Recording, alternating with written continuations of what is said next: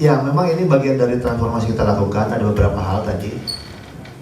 Tentu ada ekspektasi tinggi dari publik sepak bola Indonesia. Apa yang sudah dilakukan oleh Liga.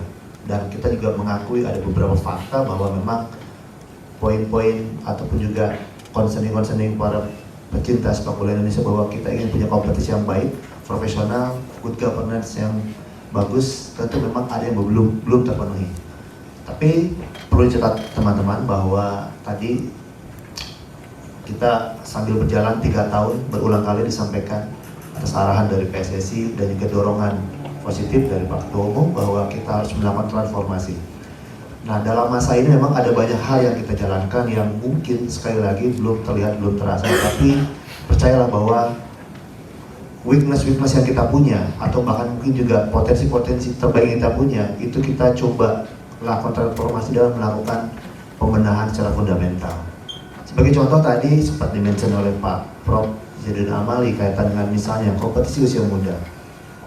Tentu teman-teman juga sudah mengetahui bahwa 2 tahun terakhir LIB atau Liga Indonesia mengorganize kompetisi U18, U20 dan U16.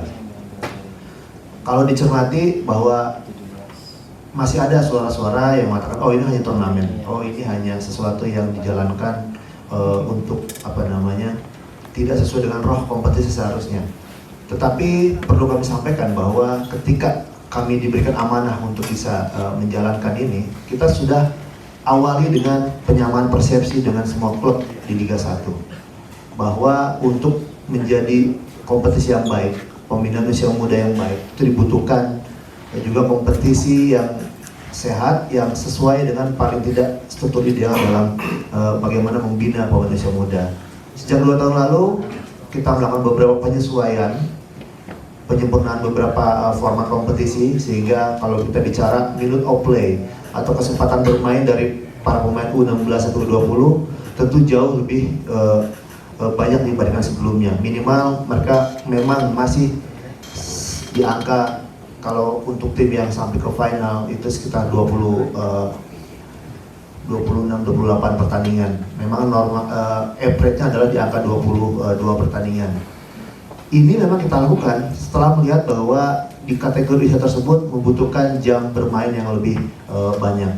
Yang kedua juga tentu membutuhkan experience kompetisi yang juga menjadi bekal untuk bagaimana untuk mereka menapak diri masuk ke profesional. Sehingga apa yang kita jalankan di 2 tahun terakhir ada durasi kompetisi sampai 6-7 bulan, yang tentu ini juga di sisi lain kita harus deal dengan keadaan ada operasional yang juga besar yang dimiliki oleh klub. Itulah mengapa kita harus membagi per zona, tetapi sisi teknisnya juga tetap kita perhatikan. Nah, di tahun kedua kemarin kita juga melihat ada satu analisa review bahwa untuk membangun kompetisi yang baik maka klubnya juga harus punya sistem pembinaan usia muda yang baik.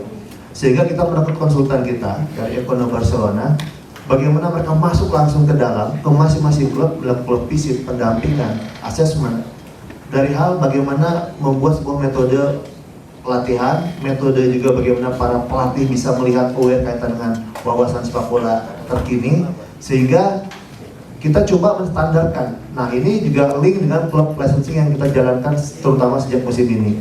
Di aspek sporting ada youth development program. Bagaimana tidak hanya bagaimana tim itu berada atau memiliki pemain lalu bermain kompetisi, tapi menyiapkan apa kurikulum yang disiapkan.